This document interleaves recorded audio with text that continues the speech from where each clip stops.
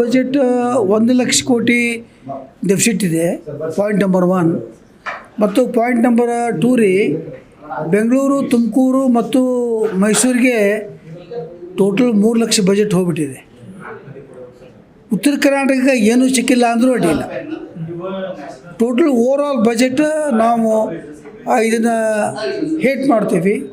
ಮತ್ತು ಇದರಲ್ಲಿ ಬಜೆಟ್ನಲ್ಲಿ ಏನಿಲ್ಲ, ಮತ್ತು ನಮ್ಮ ಉತ್ತರ ಕರ್ನಾಟಕಕ್ಕೆ ಏನು ಬಂದಿಲ್ಲ. ಇಲ್ಲ, ಈ ಬಜೆಟ್ ನಾವು ಸ್ವಾಗತ ಮಾಡೋಕ್ಕೆ ಬರೋಂಗಿಲ್ಲ. ಯಾಕಂದರೆ ಉತ್ತರ ಕರ್ನಾಟಕ ಇದರಲ್ಲಿ ಏನೂ ಸಿಕ್ಕಿಲ್ಲ. ಸೊ ಈ ಬಜೆಟ್ ನಾವು ಧಿಕ್ಕಾರ ಮಾಡ್ತೀವಿ. ಯಾವುದೂ ಏನು ಕೊಟ್ಟಿಲ್ಲ, ಇನ್ಫ್ರಾಸ್ಟ್ರಕ್ಚರ್ಸ್ ಏನು ಕೊಟ್ಟಿಲ್ಲ. ಮತ್ತು ಲ್ಯಾಂಡು ಫಸ್ಟಿಗೆ ಅರ್ಲಿಯರ್ 1 crore ಇದ್ದರು, ಈಗ ಅದೇ 1 crore ಹೇಳಿದಂಥವ್ರು ಇದೆ. ಮತ್ತು ಈಗ 1,500 ಕೋಟಿ ರೂಪಾಯಿ ಕೇಳ್ತಾರೆ. ಸೊ ಇಂಡಸ್ಟ್ರಿ ಬರ್ಬೇಕು ಹೆಂಗೆ?